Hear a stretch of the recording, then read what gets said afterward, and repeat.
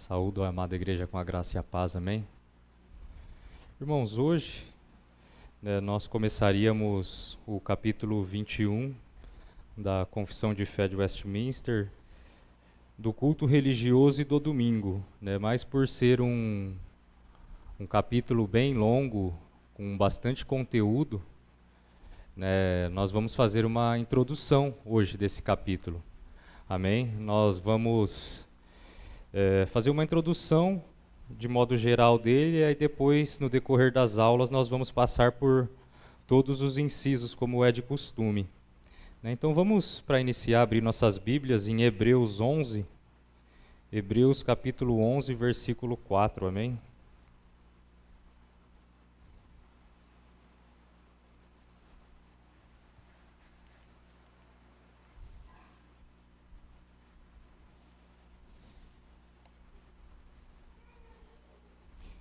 Hebreus 11, 4. Vamos ler todos juntos? Pela fé, Abel ofereceu a Deus mais excelente sacrifício do que Caim, pelo qual obteve testemunho de ser justo, tendo a aprovação de Deus quanto às suas ofertas. Por meio dela, também, mesmo depois de morto, ainda fala. Amém? Vamos orar? Senhor Deus, nosso Pai, graças nós te damos por mais um dia, pela oportunidade, Pai, de estar na Tua casa, para poder ler a Tua palavra, meditar na Tua palavra, aprender da Tua palavra. Pai, escreve a cada dia a Tua palavra, os Teus mandamentos em nossos corações, para que não possamos apenas ouvir, mas praticar e viver tudo aquilo que o Senhor tem nos ensinado. Nos ajuda, Senhor, que Teu Espírito Santo esteja na direção da Tua igreja, guiando a Tua igreja, guiando o Teu povo, nos fortalece a cada dia e nos mostra aquilo que o Senhor ordena que nós façamos. Pai, perdoa os nossos pecados, tira tudo aquilo que não é do Teu agrado do nosso coração nessa manhã, para que possamos compreender a Tua palavra. Em nome de Jesus, amém. Irmãos, vocês já ouviram aquela frase, igreja reformada sempre se reformando? E é uma frase de um teólogo holandês, que é uma realidade para nós. A reforma, lá em 1536, quando começou, nós ainda estamos na reforma. A gente tem que buscar essa reforma a cada dia nas nossas vidas. Que na verdade os reformadores nem eram chamados de reformadores, eles eram bíblicos, eles voltaram-se para a Bíblia. E é isso que nós temos que se espelhar neles, buscar a Bíblia a cada dia. E hoje clica na tacinha lá, senão não consigo passar. Hoje nós vamos ver, eu coloquei o slide ali, o que é um culto reformado. Nós vamos ver no capítulo 21 o culto religioso e do domingo, e hoje, como introdução, nós vamos ver o que é um culto reformado, como você sabe que Deus aceita o culto que você presta para Ele, porque você está aqui na igreja, você tem uma forma de culto, por isso, por quê, E o princípio regulador do culto, Deus quer que nós adoremos Ele da maneira correta. Isso não é algo que foi inventado na igreja presbiteriana, não é algo que foi inventado esse ano, mês passado, não. É algo que é bíblico, que vem da palavra. Porque, se nós olharmos para outras igrejas por aí, as igrejas têm cultos tão diferentes. Vocês já pararam para pensar? Se você pega, muitos irmãos já vieram de algumas outras igrejas, ou pentecostais ou neopentecostais. Às vezes a gente abre o nosso celular ali, vê alguns cultos, e como tem cultos bagunçados por aí. Como eu disse, nós viemos de várias igrejas, não são todos que estão sempre aqui. Você liga o YouTube, o Instagram e você vê umas coisas lá e você para pensar, será que isso realmente é um culto aceitável a Deus? Né? E eles chamam aquilo lá de culto. Né? As pessoas caem no chão, né, como se tivessem embriagadas mesmo, né? Elas dizem que estão cheias do Espírito Santo, né? Tem pessoas que saem rodando, né? Só exemplos, né? Tem vários outros, né? E tem algumas igrejas que até mudam, né, os elementos da ceia por pão, por leite, por mel, né? Você vê de tudo por aí, né? E será que isso realmente é aceitável a Deus? Né? Da onde que eles tiram isso? Né? Existem, irmãos, muitas coisas erradas por aí, né? Muitas coisas erradas. Né? Não é o Otávio que está falando, né? Não é os presbiterianos que estão falando. Né?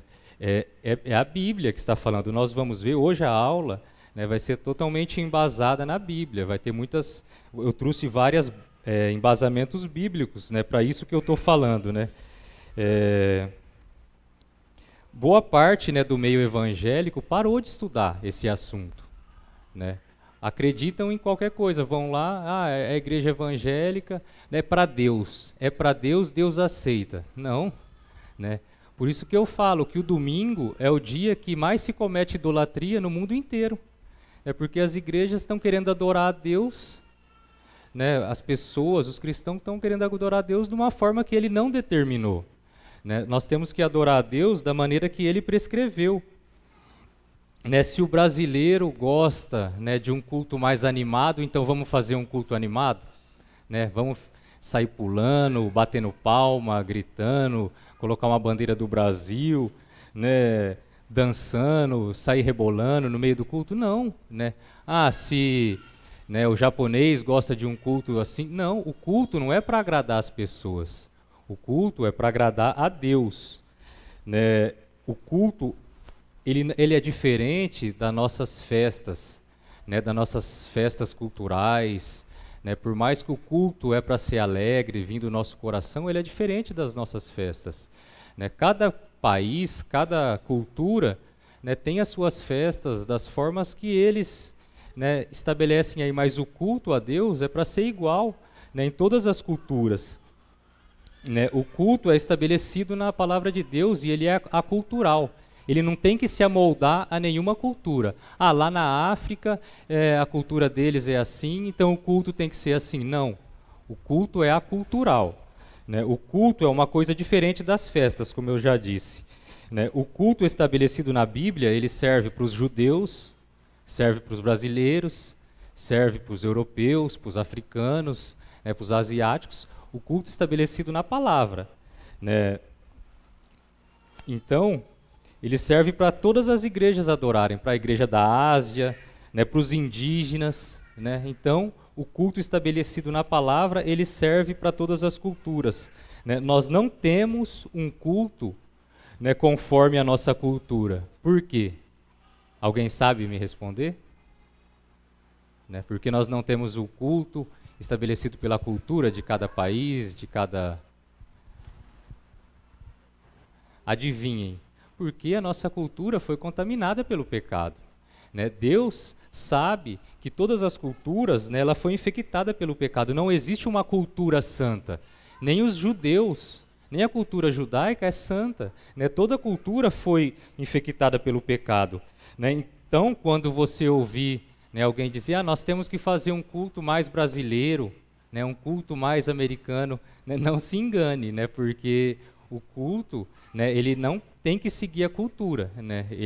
A nossa cultura foi contaminada. Né? Nós saímos, né, dessa infecção do pecado quando nós nos aproximamos cada vez mais da Bíblia. Né? E é ali que nós encontramos, né, a prescrição de culto, né, que não considera os nossos gostos culturais. Eu gosto mais de louvor, eu gosto mais de animação, eu gosto mais de tranquilidade. Não, a palavra segue o que Deus determinou. Né? E é isso, e como eu disse, né, no princípio, não é algo que foi inventado agora, né, pelos presbiterianos, né, pela Igreja Evangélica Brasileira, não. Né? Isso vem da reforma. Né? Os reformadores lutando, né, contra a deturpação, né, do culto romanista, eles voltaram para a Bíblia, né? Eles construíram uma argumentação bíblica, totalmente fundada na Bíblia, né? De qual é um culto agradável a Deus, né? É aí que entra o princípio regulador do culto, né? Então, eles formulando algo, né, para combater tudo aquilo que a Igreja Romana vinha fazendo, né, eles criaram, né, o que nós chamamos hoje de princípio regulador do culto, né? E então nós vamos ver o que é um culto reformado e o princípio regulador do culto. Aqui eu estou com as mesmas coisas que os irmãos estão vendo ali, né? Qual dessas sentenças abaixo, irmãos, reflete a vontade de Deus para a adoração, né? O que não é proibido nas Escrituras é permitido no culto? Ou apenas o que é ensinado nas Escrituras é permitido no culto? Os irmãos podem responder para mim? Não tem problema se errar, irmãos, né? Disso que eu falei até agora, qual dessas sentenças abaixo reflete a vontade de Deus? O que não é proibido nas Escrituras é permitido no culto? Ou apenas o que é ensinado nas Escrituras é permitido no culto?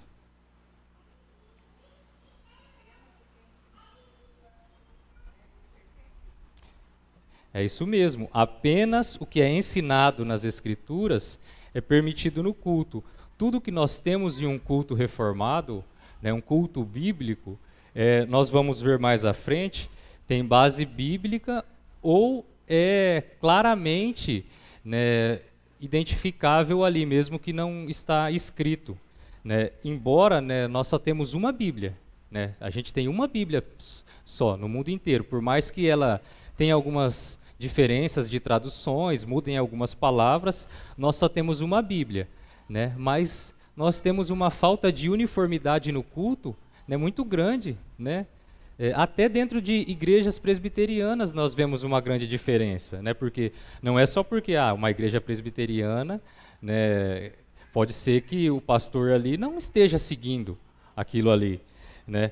Então, desde o período da Reforma até algumas décadas atrás, o culto obedecia a alguns princípios, né? As pessoas que são mais velhas, mais tempo de igreja, talvez quando visitavam alguma igreja, eles viam, não segue realmente um padrão, né? Nas igrejas presbiterianas é mais isso. Você vai em outra igreja, né? É lá mais ou menos igual, a liturgia. Talvez mude um pouco, né, o louvor antes do sermão, mas isso não interfere em nada, né? O que nós estamos falando é os elementos, né, desse culto. Né? Na Idade Média, o culto, né, foi corrompido por missas aos mortos, por confessionário, pelos 7 sacramentos, pelo voto do celibato, pelas indulgências, pelas rezas de terços, pelo sinal da cruz, né, pelo culto, né, em latim das missas, por imagens, rosários, crucifixos, relíquias, peregrinações, procissões, velas, vestes sagradas, dias santos, né, e inúmeras outras coisas, né? Então, na época da Idade Média, da Reforma, tudo isso já vinha deturbando o culto. Por isso que os reformadores, né, fizeram o princípio regulador do culto, né? Ali eu coloquei. Quem segue, irmãos, o que não é proibido nas Escrituras, né, eles aceitam tudo, né? Quem que seguem isso daí? Por exemplo, os católicos, os episcopais, os luteranos e a maioria das igrejas evangélicas, 90%, eles seguem isso daqui, o princípio normativo do culto, né? O que não é proibido nas Escrituras é permitido no culto, né? Por isso que você vê até algumas igrejas evangélicas que tem dança, né? Por quê? Porque não tem nada na Bíblia que proíbe dança. Vela, né? Não tem nada na Bíblia que proíbe vela, mas Deus ordenou isso, né? Então, até 90% das igrejas evangélicas, né, mesmo sem saber, né, muitos nem sabem o que eles estão fazendo ali, eles, né, aceitam isso daí. Então, para as pessoas que aceitam o princípio normativo, qualquer coisa entra no culto, qualquer coisa, né, exceto o que está explicitamente proibido. Não está explicitamente proibido que eu posso colocar uma máquina de fumaça aqui, fazer umas fumaças aqui, fazer uns efeitos especiais no culto para os irmãos ficar mais emocionados, né? Para eles, podem, porque tudo que não está proibido, né, eles aceitam colocar imagem, santo, cruz, né? Como eu disse, todas as coisas que aparecer na imaginação deles, né, eles aceitam no culto, né? Mas não é o que a gente segue. Os reformados, eles seguem o princípio regulador do culto, né? Apenas o que tem base bíblica, apenas o que Deus ordenou, né? Não é, existe um silêncio, né? Não, então Deus não ordenou, né? Apenas aquilo que tem base bíblica. Eu senti no meu coração que eu tenho que fazer isso para Deus, que Deus vai gostar. Não, irmão, se Calvino já disse que o coração é uma fábrica de ídolos, né? Nós não podemos adorar a Deus da forma que nós quisermos, é da forma que Deus ordenou, né? John MacArthur, no livro Com Vergonha do Evangelho, ele diz que tem uma igreja nos Estados Unidos, presbiteriana, tá? Que gastou mais de 1 milhão com efeitos especiais, né? Lá o pastor é elevado por cabos de aço assim, ó, né? Por cabos de aço até o alto da igreja. Aí tem, hora que ele é levado, tem coral, orquestra, fumaça, jogos de luzes. Até os membros das igrejas foram nos cassinos, né, aprender a mexer com esses equipamentos, né? Para quê? Deus ordenou isso? Deus pediu isso? Para agradar quem? Para agradar pessoas, né? Onde falta o evangelho, tem que se preencher com alguma coisa. A realidade é essa, né? Onde falta o evangelho, tem que preencher com alguma coisa. Então, irmãos, nós vamos ver algumas definições, né, do que é o princípio regulador do culto. Então, como eu já disse, embora só exista uma Bíblia, a situação cultica é de uma falta de uniformidade. Isso vem desde o período da Reforma, né, da Idade Média. Então, irmãos, definição. Brian Schwetley, né, não sei se é isso mesmo a pronúncia correta, ele diz que tudo o que não é ordenado pela Escritura no culto a Deus é proibido. Tudo o que a igreja realiza no culto deve ter base em um mandamento divino explícito, ou ser lógica e claramente deduzido dele, ou derivar-se de um exemplo histórico aprovado, né? O que ele quer dizer com isso, né? Então tem que ser ordenado na Bíblia, ou ter um exemplo lógico, né? Tem um exemplo lá, né? Nós não vemos no Novo Testamento que fala que tem que ter a pregação da palavra, mas nós vemos os apóstolos pregando a palavra, Jesus pregando a palavra na sinagoga, né? Ou ser explícito, mandamento divino explícito, ser claramente deduzido, né? O que isso significa? Né? O que é explícito? É explícito cantar, ler a Bíblia, né? A pregação da palavra é explícito, né? Não está lá, né? Vocês têm que cantar, têm que ler a Bíblia, né? Não, é lógico, né? É explícito. Mas o que é claramente deduzido, né? Nós temos algum texto que fala assim: na ceia, homens e mulheres devem participar da ceia, né? Não, tem lá as famílias, né? Os irmãos. Então, é claramente deduzido que as mulheres devem participar da ceia. Nós vemos que as crianças, casas inteiras eram batizadas.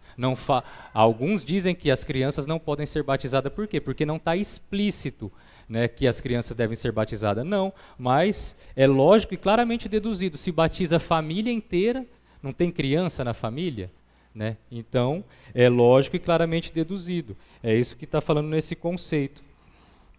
E o segundo Paulo Anglada, ele diz: o que não for diretamente ensinado nas Escrituras, ou necessariamente inferido do seu ensino, é proibido no culto. É a mesma coisa que ele falou ali, mais resumidamente, né? Então tem que estar diretamente ensinado nas Escrituras, ou necessariamente inferido, né, para poder estar no culto. A Bíblia é a nossa única regra de fé e prática, né, para a nossa vida, né, mas para o culto também, né? Antes de entrar na terra proibida, Deus advertiu o povo, né, lá em Deuteronômio 4, 1, 2, né, o que ele diz lá?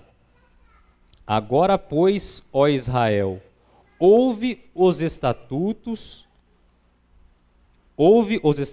e juízos que eu vos ensino, para cumprirdes, para que vivais e entreis e possuais a terra que o Senhor, Deus de vossos pais, vos dá. Nada acrescentareis à palavra que vos mando, nem diminuireis dela, para que guardeis os mandamentos do Senhor vosso Deus, que eu vos mando. Né? Então, antes de entrar na terra prometida, Deus já estava advertindo o povo, né, para não diminuir nada daquilo que ele ordenava e nem acrescentar nada. Por quê? Porque ele sabia que o povo, né, iria entrar ali na terra de povos que tinham inúmeros deuses, inúmeras culturas diferentes, que poderia contaminar, né, a nação de Israel. Na mesma linha de pensamento, né, concluindo o capítulo, né, de Deuteronômio 12, Moisés adverte o povo como? Né? Quando o Senhor teu Deus eliminar de diante de ti as nações, Deuteronômio 12, 29 a 32, irmãos. Quando o Senhor teu Deus eliminar de diante de ti as nações, para as quais vais para possuir, e as desapossares e habitares na sua terra, guarda-te, não te enlaces com imitá-las, após terem sido destruídas diante de ti, o que não indagues acerca dos seus deuses, dizendo, assim como serviram estas nações os seus deuses, do mesmo modo também farei eu. Não farás assim ao Senhor teu Deus, porque tudo o que é abominável ao Senhor, que ele odeia, fizeram eles a seus deuses, pois até os seus filhos e suas filhas queimaram a seus deuses. Tudo o que te ordeno observarás, nada acrescentarás, nem diminuirás. Então, irmãos, Moisés aqui advertindo, né, o povo novamente, né, falando que até essas nações até queimaram os próprios filhos, oferecendo aos deuses deles. Né, que loucura, né? Algo que Deus nunca ordenou, né? Aparecia na mente deles ali e eles fizeram isso. E nós vemos, né, que até alguns reis de Israel fizeram isso quando se desviaram da palavra do Senhor. Né? E Deus também, ele deu a direção também de não acrescentar nem diminuir, né, isso. Então, se a gente for ver no Velho Testamento, irmãos, Deus é muito detalhado mesmo quanto ao culto que ele queria, que agradava a ele. Os tipos de medida, né, o templo lá, Deus passou, ordenou a Moisés certinho as medidas que ia ser, né, cada coisa, cada item, né, o tipo de material, Deus estabeleceu ali, a forma de como tinha que ser feito, os desenhos, Deus detalhou o máximo. Por quê? Por causa da nossa pecaminosidade. Né? Então Deus deixa detalhado ali, né, ao máximo, porque em matéria de culto, Deus não deixa conforme a nossa criatividade. Né? Deus disse a Moisés, eu sou o que sou, não eu sou o que você quiser que eu seja. Né? Deus disse, eu sou o que sou. Né? Então, irmãos, por isso que o domingo é o dia que mais se comete idolatria. Né, porque as pessoas adoram a Deus do jeito que elas querem. Né? Será que Deus realmente está aceitando, né, aquilo ali? Então, Deus deu instruções detalhadas para a construção do tabernáculo. Ixi, passou um monte aqui. Para a construção do tabernáculo, lá em Êxodo 25.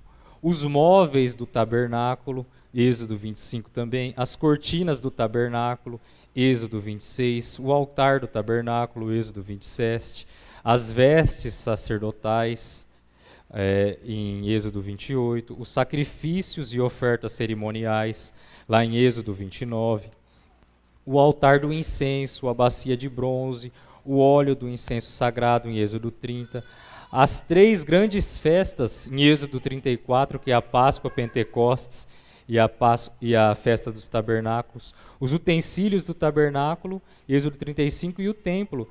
Então, irmãos, Deus deu ali, se a gente ler esses capítulos, instruções detalhadas de como tudo que tinha que ser. Né? Deus disse com detalhes como ele deveria ser cultuado. Não porque o coração do homem é de pecado, nunca produziria um sistema agradável de culto. Né? O teólogo aqui, Bannerman, disse que o caminho para se aproximar-se de Deus fechou-se e foi trancado em consequência do pecado. Era impossível ao homem que por si mesmo renovasse o relacionamento que havia sido tão seriamente interrompido pela sentença judicial que excluiu da presença e do favor de Deus. Então, irmãos, qualquer tentativa de culto que não viesse de Deus, mas partisse do homem, né, resultaria em idolatria, né? Como eu disse, Calvino já disse que o coração do homem é uma fábrica de ídolo. Mas por que ele falou fábrica? Porque fábrica trabalha 24 horas ali, né? E nosso coração é isso, 24 horas ali, né, pensando maldades, né? Se a gente é realmente sincero conosco mesmo, a gente confessa isso, que nosso coração é uma fábrica de ídolos, mesmo quando a gente não quer, né? Até em momentos que a gente está ali em oração, né, vem alguns pensamentos na nossa mente. Por quê? Porque o nosso coração é uma fábrica de ídolo, né? Então, nós vimos até agora, né, os alertas que Deus deu para o povo, né, com as bases bíblicas. Moisés, né, ordenando ao povo que nada acrescentareis, nem diminuireis. Agora nós vamos ver especificamente, nós estamos vendo as bases bíblicas, né, nós vimos, e nós vamos continuar, irmãos, né? Em Gênesis 4:1-6, né? Aqui aparece o texto também, eu já coloquei aqui. Diz o seguinte: coabitou o homem com Eva, sua mulher. Esta estabeleceu e deu à luz a Caim. Então disse: adquiri um varão com o auxílio do Senhor. Depois deu à luz a Abel, seu irmão. Abel foi pastor de ovelhas e Caim lavrador. Aconteceu que no fim de uns tempos trouxe Caim do fruto da terra uma oferta ao Senhor. Abel, por sua vez, trouxe das primícias do rebanho e da gordura. Agradou-se o Senhor de Abel e de sua oferta, ao passo que Caim e de sua oferta não se agradou. Irou-se, pois, sobremaneira Caim, e descaiu-lhe o semblante. Então disse o Senhor: por que andas irado, e por que descaiu o semblante? Né? Então aqui nós vemos que Deus se agradou da oferta de Abel, né? Os irmãos lembram que Abel ofereceu ali, né, um cordeiro, né, um sacrifício de sangue, e de Caim não se agradou, né, porque ele ofereceu as primícias, porque ele era lavrador. Né? Depois, o texto que nós lemos no início, irmãos, Hebreus 11:4, né, fala: pela fé Abel ofereceu mais excelente sacrifício do que Caim, pelo qual obteve testemunho de ser justo, tendo a aprovação de Deus quanto às suas ofertas. Por meio dela também, depois de morto, ainda fala. Então, irmãos, nós não temos, né, antes de Caim e Abel, como o culto deveria ser. Né? Nós não temos. Né? Só depois, em Moisés, que Deus passou as prescrições, como nós vimos anteriormente, as instruções do templo, né, as instruções. Né? Mas nós entendemos que Deus revelou, né, a Adão e a Eva como que deveria ser o culto. Né? O culto agradável ali ao Senhor. Né? Não está escrito na Bíblia. Né? Tudo indica que Deus revelou verbalmente a eles. Deus tinha comunhão antes da queda, antes de Adão e Eva pecar. Né? Deus tinha comunhão todas as noites, na viração do dia. Né? Ele vinha lá, falava com o homem pessoalmente. Então nós entendemos que Deus passou verbalmente como que deveria ser um culto agradável naquela época para ele. Né? E se nós pararmos e vermos o que Abel ofereceu ali, é exatamente a mesma coisa, né, do que é descrito em Levítico, né, o sacrifício de sangue. De onde Abel ia tirar essa ideia? Né? Deus, claramente, né, quase certeza ali que Deus passou verbalmente. Né? Nós não podemos afirmar com certeza, mas tudo indica que é isso. Né? Porque lá na frente nós vemos a mesma coisa que ele fez, Deus dando uma ordem para Moisés como deveria ser feito. Né? Caim trouxe as ofertas das plantas dele ali. Né? Não tinha sangue, né? Pois para haver remissão de pecados, tem que haver sangue. Né? Derramamento de sangue. Abel agiu pela fé. E a fé, irmãos, ela não vem da nossa cabeça, da nossa imaginação, e sim daquilo que Deus prescreveu. Né? Nós temos fé em Cristo, né? Que Ele levou os nossos pecados, por quê? Porque está escrito na palavra. Né? E nós cremos pela fé em tudo isso. Então a fé não pode ser algo que vem das nossas cabeças, né? Não pode ser algo que vem da nossa imaginação. Né? Deus, né, ele não é obrigado a aceitar qualquer culto, né, que nós oferecemos a Ele. Deus aceita o culto que é feito baseado na palavra e com o coração, com a disposição correta. Também não adianta, né, nós prestarmos um culto, não, eu estou fazendo culto conforme está estabelecido na palavra, mas meu coração está ali, não, eu não queria fazer assim, não, eu não gosto dessa forma, não. Né? Os adoradores adorarão em espírito também, e em verdade. Nós temos que fazer um culto a Deus conforme está estabelecido na palavra e se deleitar nessa forma. Né? As igrejas malucas que nós vemos por aí dizem, não é para Deus, Deus aceita. Não, né? Não existe isso. Né? Deus quer que nós fazemos o sacrifício que Ele ordenou. Deus não aceitou o sacrifício de Caim, como nós vemos, Deus não aceitou.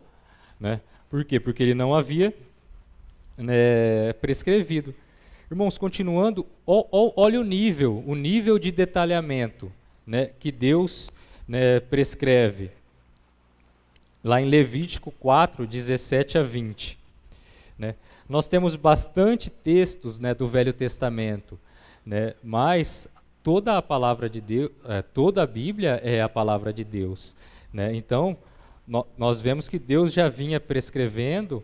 Né? Nós não temos, como nós já estudamos, né, nós não precisamos mais desses tipos de sacrifício, né, para obter o favor de Deus, porque Cristo já foi o único sacrifício perfeito, né, e eterno para nós. Mas olha o nível de detalhamento, por isso que são só exemplos, né, de como o culto tem que ser ordenado por Deus. Né? Olha o nível de detalhamento quanto ao culto. Molhará o dedo no sangue e aspergirá 7 vezes perante o Senhor, diante do véu. E daquele sangue porá sobre os chifres do altar, que está perante o Senhor, na tenda da congregação. E todo o restante do sangue derramará à base do altar do holocausto, que está à porta da tenda da congregação. Tirará do novilho toda a gordura e queimará sobre o altar. E fará a este novilho como fez ao novilho da oferta de pecado.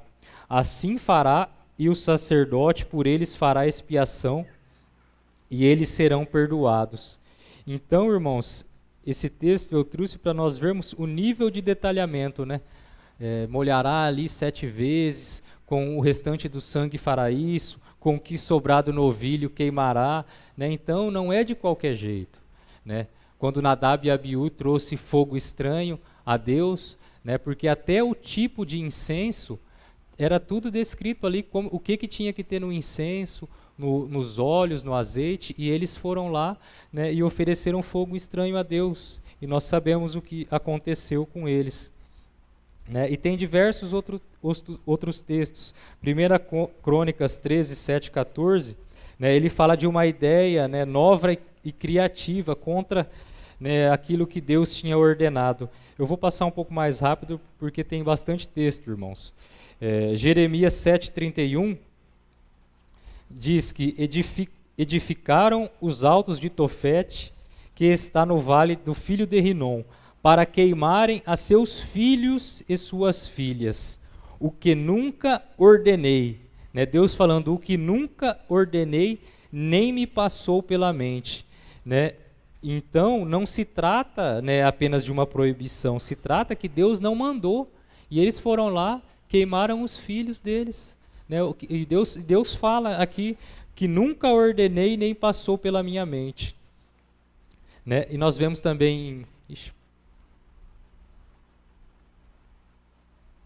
em Marcos 7, 6 a 13, né, aqui ele fala, né, se nós lemos todos o texto, né, uma parte fala: jeitosamente rejeitais o preceito de Deus para guardardes a vossa própria tradição. Né? Então ali ele estava falando que os judeus, né, eles davam um jeitinho ali, né, nos mandamentos de Deus para cumprirem, né, a tradição deles. Então a tradição estava acima, né, dos mandamentos de Deus. Né? Aqui nesse caso ele fala do Corban. Né? Quando um pai, né, ficava em dificuldades, os filhos eram obrigados, né, naquela época, a socorrer os pais, como ainda é. Né? Por isso que fala do Corban. Só que o que os judeus faziam, alguns filhos? Transferiam os bens deles para o templo. Não, eu vou deixar meus bens aqui para serem usados pelo templo, só para não ajudar os pais. Né? E por isso que aqui Jesus fala: jeitosamente rejeitais o preceito de Deus para guardardes a vossa própria tradição. Eles tinham essa tradição, eles poderiam transferir os bens deles para o templo para não ajudar, né, os próprios familiares. Né? Então eles estavam rejeitando o mandamento de Deus, né, cumprindo a tradição deles.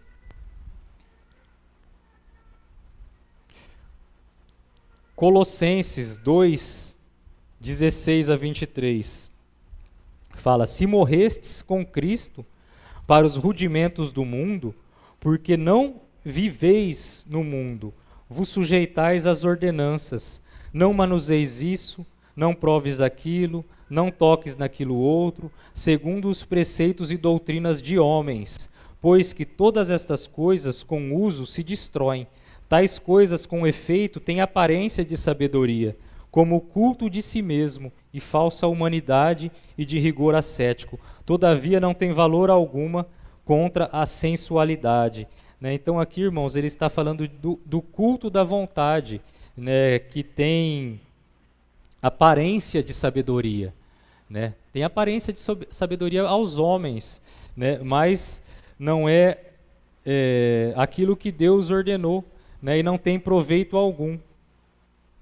Em Timóteo, 1 Timóteo 3, 14 e 15, ele fala: escrevo-te estas coisas, esperando ir ver-te em breve, para que, se eu tardar, fique ciente de como deve proceder na casa de Deus, que é a igreja do Deus vivo, coluna e baluarte da verdade. Então, irmãos, aqui ele está falando que a igreja é o refúgio da verdade.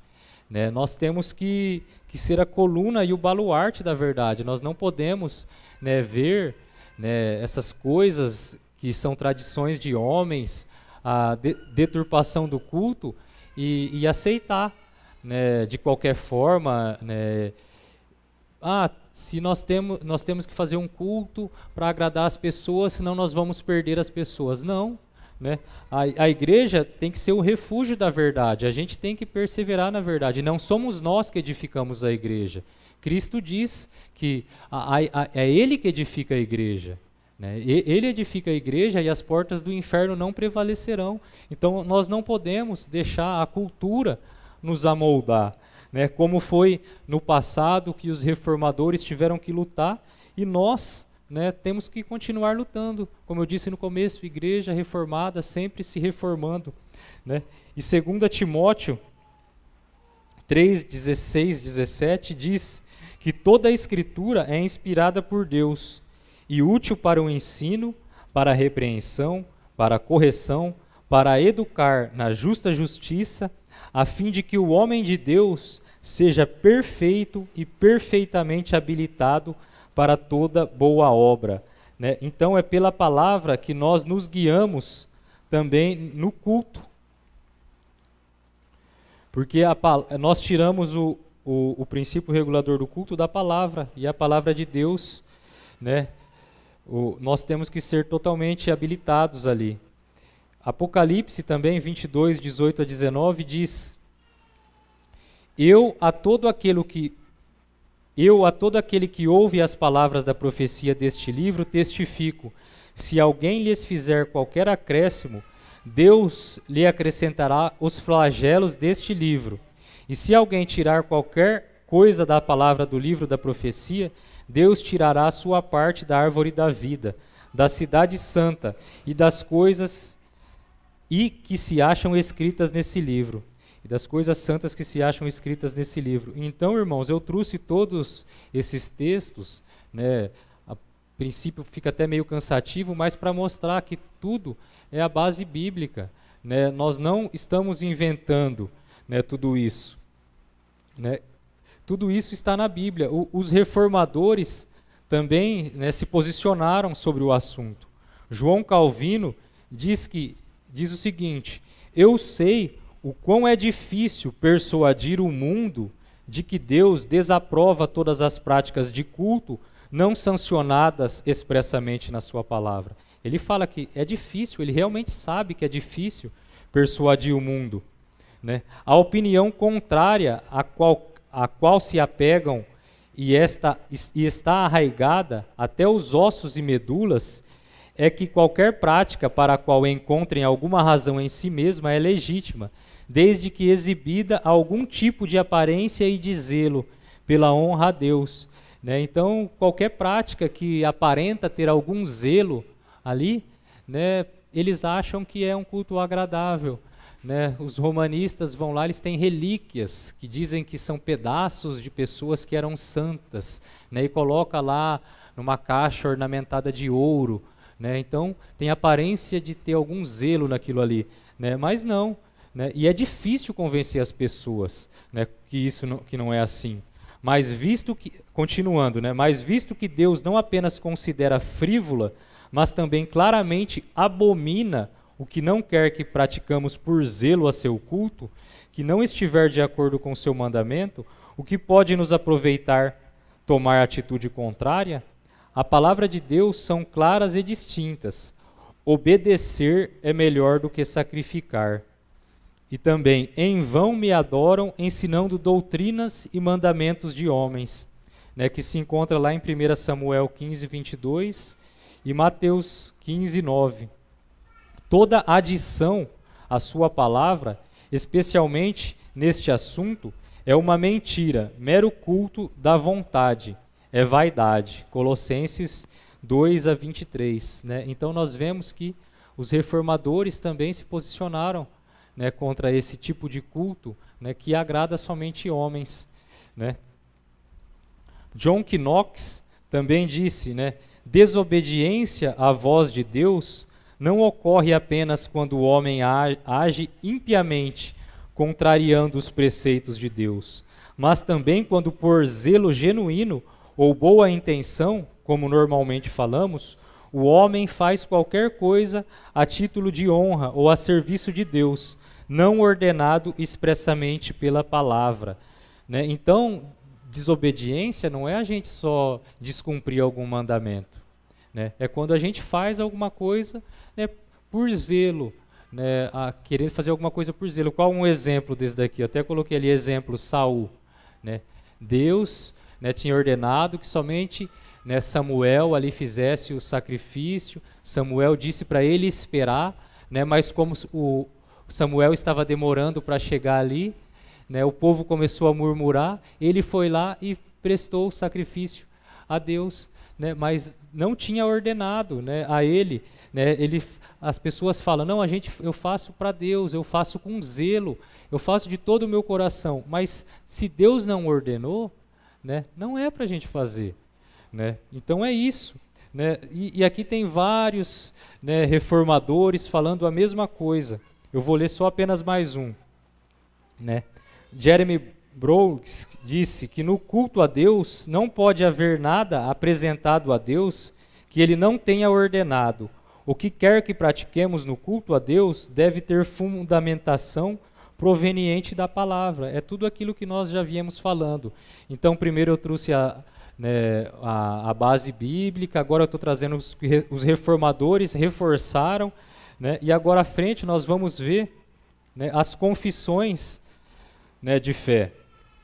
Né? Então, tudo que eu estou falando, irmãos, não é algo que eu estou inventando, ou é algo que alguém inventou. Né? Isso vem desde o início da Reforma. Então, a primeira confissão que trouxe, né, o princípio regulador do culto é a primeira confissão helvética.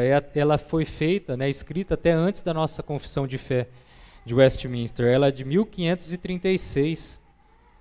Depois nós temos a confissão francesa, em 1559, a confissão belga, em 1561, a segunda confissão helvética, em 1566.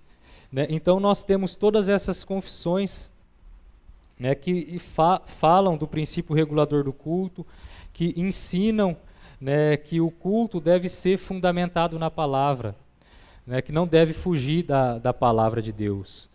Né? Não pode ser um culto feito conforme nossas vontades.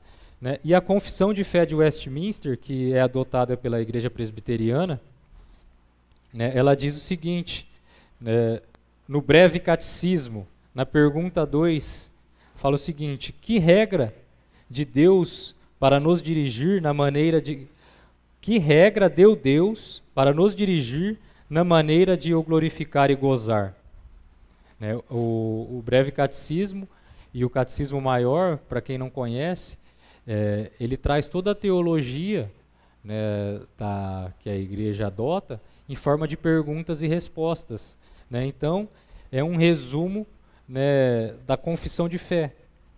Ele fala, a resposta é o quê? Que regra deu Deus para nos dirigir na maneira de o glorificar e gozar? A resposta: a palavra de Deus, que se acha nas Escrituras, no Velho e do Novo Testamento, que é a única regra para nos dirigir na maneira de o glorificar e gozar. O Catecismo Maior, na mesma linha de pensamento, né, ele traz na pergunta 3, o que é a palavra de Deus? Né, a resposta: as Escrituras Sagradas, o Velho e o Novo Testamento são as palavras de Deus, a única regra de fé e prática.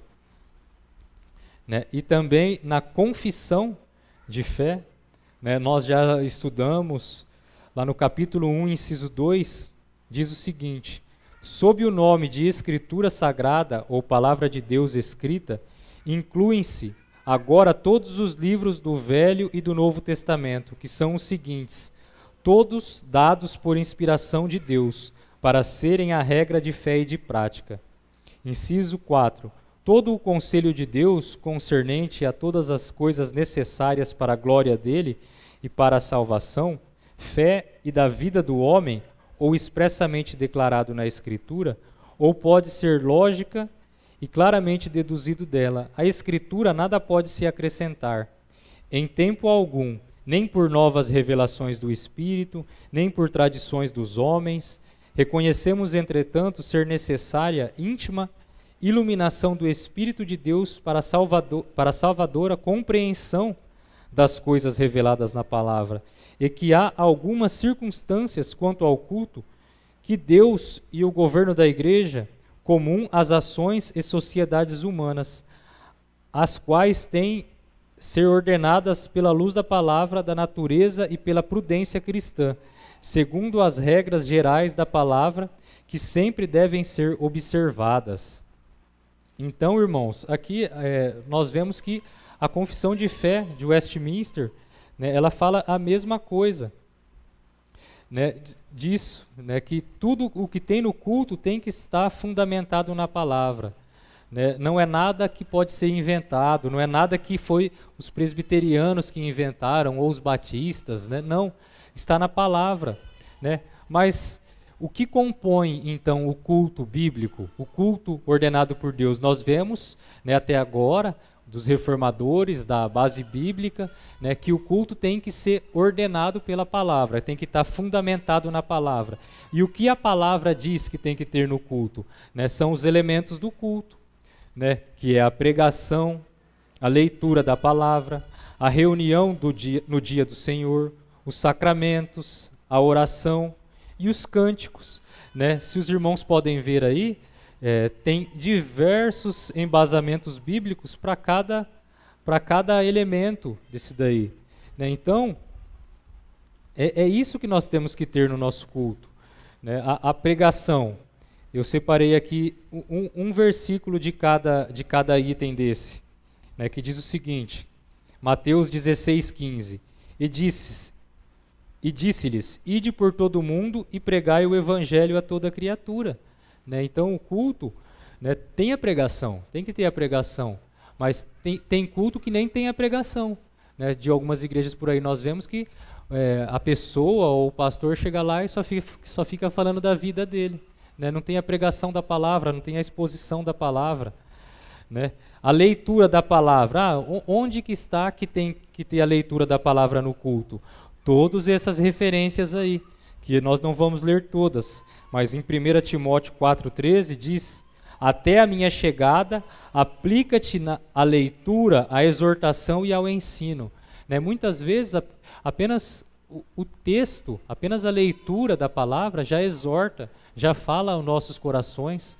Né? Não precisa nem o pastor ou o pregador ficar falando 40, 50 minutos, apenas a leitura da palavra fala, né, conosco. E o que mais é um elemento do culto? A reunião no dia do Senhor. Né, e qual o embasamento? Atos 27, no primeiro dia da semana, estando nós reunidos com o fim de partir o pão, Paulo, que devia seguir viagem o dia imediato, exortava-os e prolongou o discurso até a meia-noite. Então, no primeiro dia da semana, né, nós nos reunimos para adorar o Senhor.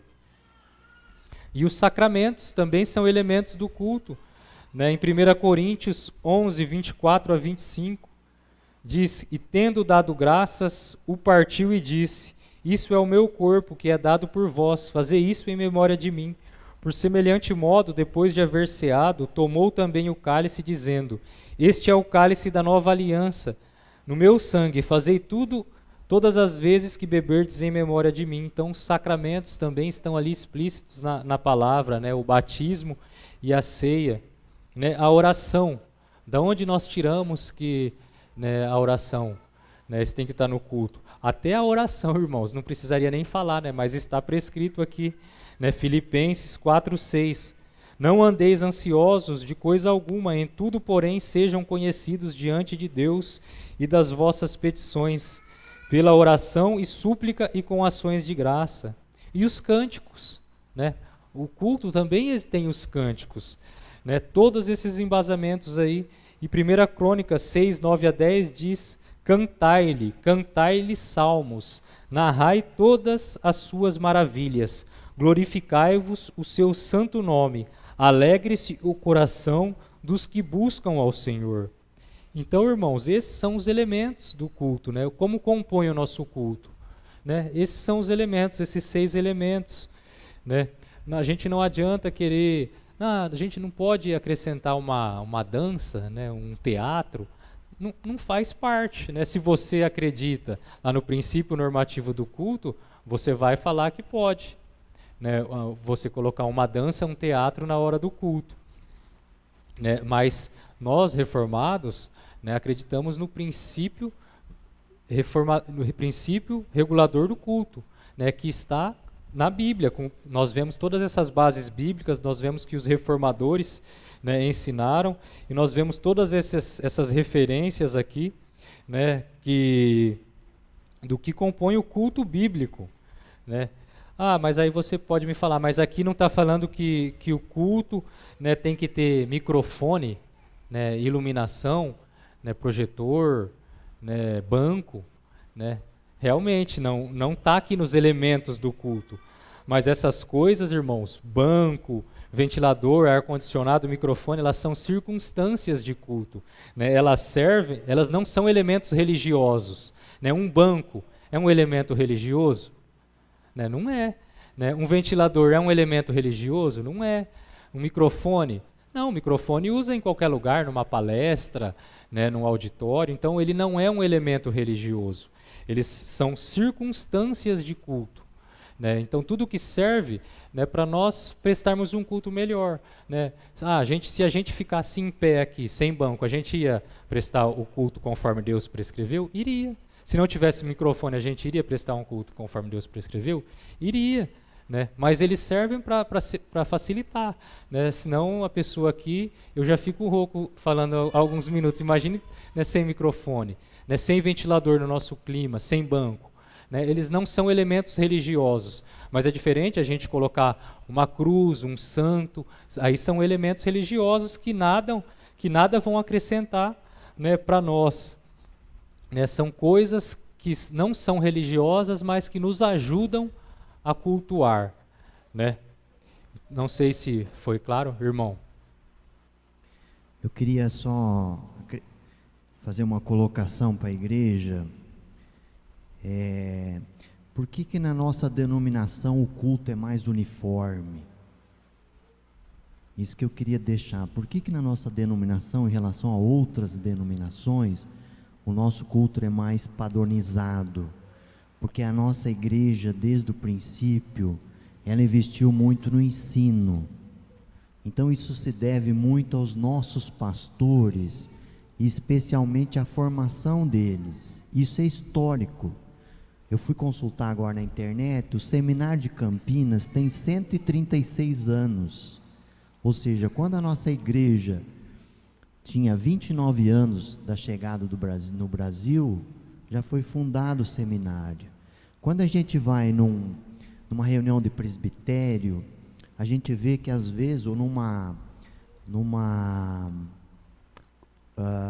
evento do presbitério, a gente vê que 4, 5 pastores, na hora, né? Eles são chamados ali, alguém coordena e todo mundo participa do culto. E sai um culto uniforme, eles não precisam ficar conversando, porque eles conhecem muito da palavra. E a nossa parte, por que eu estou falando isso? É os nossos recursos, ou melhor dizendo, aqueles recursos que Deus nos deu, por meio dos nossos dízimos, que permite manter isso até hoje. Tá? Então por isso que a gente manda recurso para o presbitério, para o Supremo Concílio, para a igreja geral, né? Mas uma última coisa, objetivamente falando, a igreja, cada vez mais, ela é pressionada para sair dos moldes que o irmão Otávio, ou seja, cada vez nós somos mais, somos mais diferentes, mesmo no meio evangélico. Então nós temos que lutar e apoiar principalmente aqueles que são responsáveis pelo culto, que no nosso caso são os nossos pastores, tanto pelo culto como pelo ensino da palavra, até porque eles têm uma formação acadêmica, detalhada, muito mais do que os presbíteros ou qualquer um de nós da igreja, para permanecer fiel às escrituras, para permanecer fiel a Deus, mesmo com a pressão do mundo, né? Então que a gente fique atento em relação a essas duas questões. É a formação dos nossos pastores. E digo mais, não sei se vocês sabem, a exigência sobre a formação dos nossos pastores, hoje, ela continua maior do que sobre a igreja. Tá? Eles são mais exigidos no seminário, nas aprovações, nos eventos, do que nós somos exigidos como igreja. Então que a gente possa ter essa visão, né? Até para a gente entender as diferenças entre outras igrejas. Tem igrejas que, pela graça de Deus, eles não tiveram investimentos centenários, eles erram porque eles se desviaram da palavra, porque eles estão, né? A gente erra e eles erram por causa do pecado, como o irmão Otávio disse, mas eles erram também por não conhecer a palavra, por não ter uma estrutura como a igreja presbiteriana tem no Brasil, que é uma estrutura super boa desde o princípio.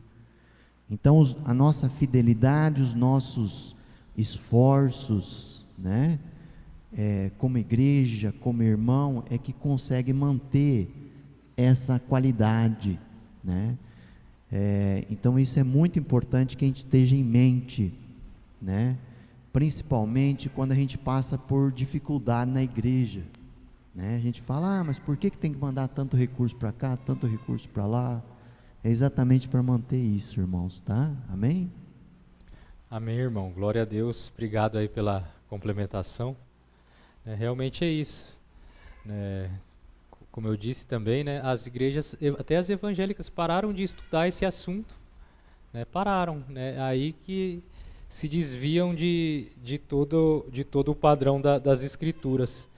Então, irmãos, concluindo, né, exemplos, né, uma parede preta, um tambor aqui no lugar do púlpito, né, uma prancha de surf, né, tirar o púlpito, colocar qualquer outra coisa, né, serve para quê? Né? Será que é para Deus ou é para agradar as pessoas? Né, vamos colocar uma prancha de surf aqui no lugar do púlpito para a gente atrair os surfistas? Né? Não, né, vamos tirar, né, o centro, né, o púlpito simboliza ali, né, a palavra, né, a pregação da palavra, o ensino, como o irmão disse. Né, então, pintar a parede de preta, porque hoje em dia está mais moderno. Quantas igrejas que nós vemos aí? Né? Na hora do culto apaga tudo a luz, né, fica parecendo uma boate a igreja. Não, nós não temos que agradar as pessoas. Né, nós temos que fazer as coisas para Deus, para agradar a Deus. Né? Então, nós não fazemos nada para agradar as pessoas, e sim agradar a Deus. Né? E também, se você já ouviu, né, aquela frase, não, nós temos que fazer algumas mudanças, senão nós vamos perder os jovens. Não, nós não temos que fazer mudanças, senão a gente vai perder os jovens. O culto não é para jovens, o culto é para Deus. Né?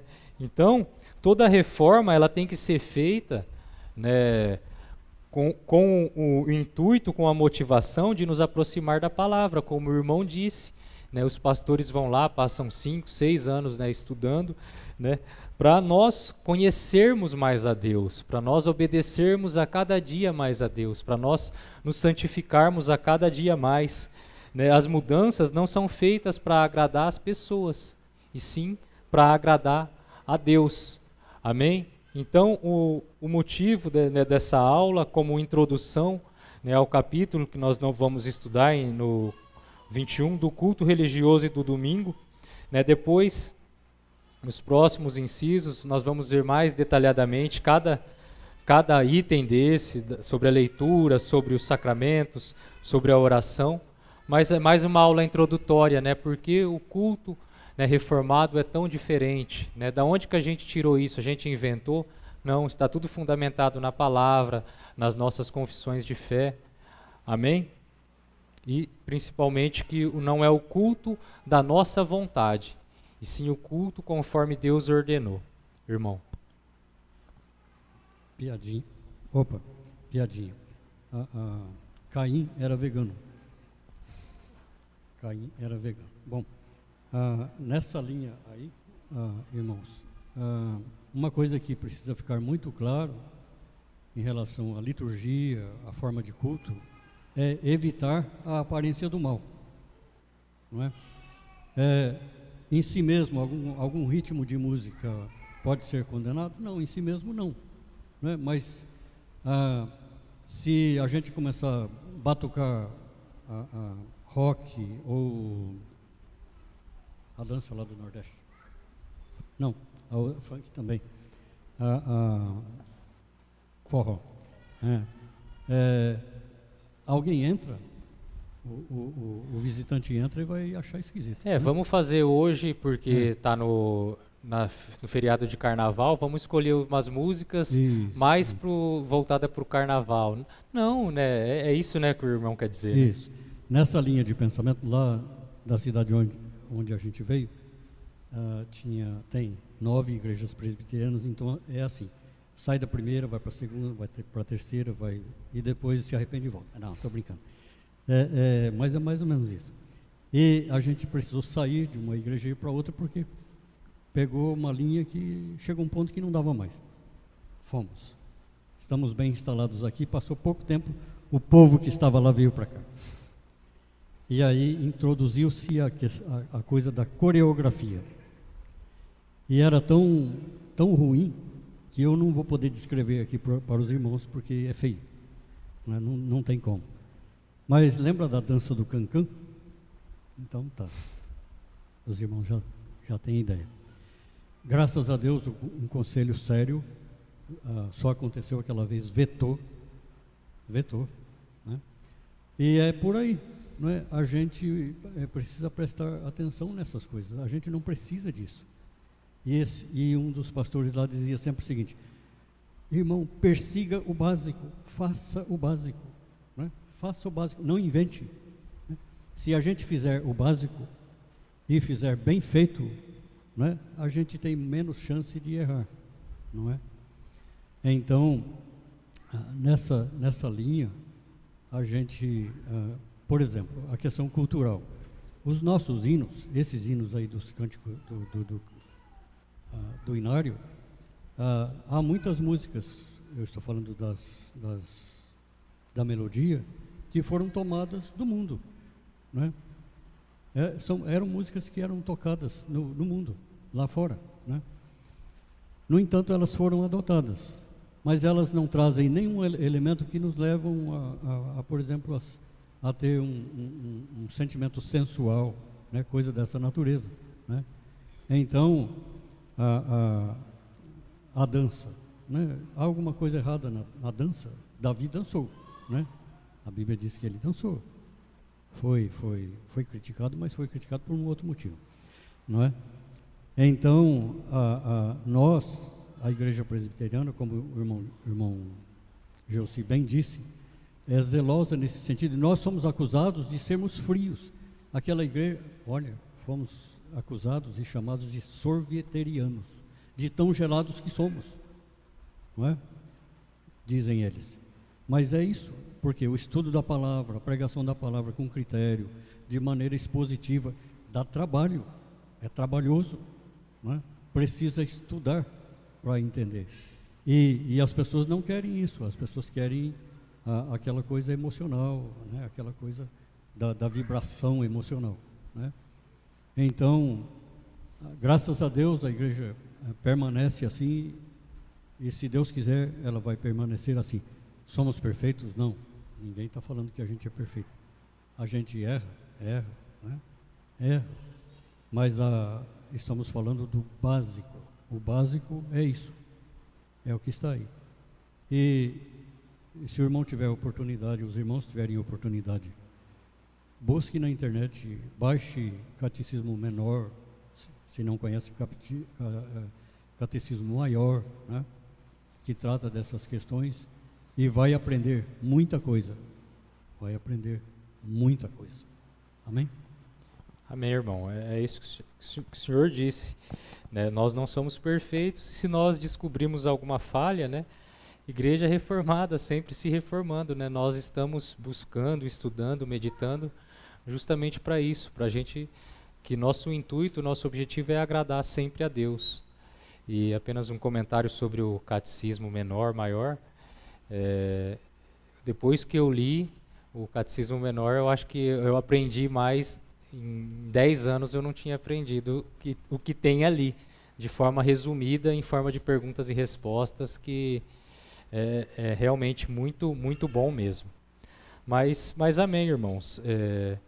O que eu queria deixar para os irmãos é isso. O nosso culto, conforme o irmão Celso disse, parece, né, aos olhos do mundo, né, ser frio, né, mas é o culto que nós buscamos agradar a Deus, a fazer a Deus, né, o que Ele ordenou que nós façamos, para nós sermos como Abel, não como Caim, né? Como Abel, o testemunho dele ainda fala que nosso testemunho, nossa luta, né, em estudar, como o irmão disse, né, apoiar os pastores e presbíteros, né, que fale por muitos anos, né, nessa igreja, né, em todas as igrejas presbiterianas. Amém? Senhor Deus, nosso Pai, obrigado, Senhor, por essa oportunidade que o Senhor nos concede de meditarmos na Tua Palavra, para que possamos, Pai, aprender aquilo que o Senhor ordenou na Tua Palavra, para que façamos aquilo que o Senhor ordenou, que não acrescentemos nada, nem retiremos nada, que o Senhor nos dê força, que o Senhor nos fortaleça, que Teu Espírito Santo fortaleça a Tua igreja e nos guie. Perdoe, Pai, se cometemos algum pecado, alguma falha, alguma coisa que não agrada ao Teu Espírito Santo, se alguma vez agimos como pedra de tropeço aos irmãos que ainda não conhecem a Tua Palavra. mas nos ajuda, Pai, a ser melhor. Nos concede graça, nos concede o Teu Espírito Santo para amar aquilo que o Senhor ama e odiar aquilo que o Senhor odeia. Nos ajuda, Senhor, a sermos mais parecidos com Cristo. Em nome de Jesus, amém.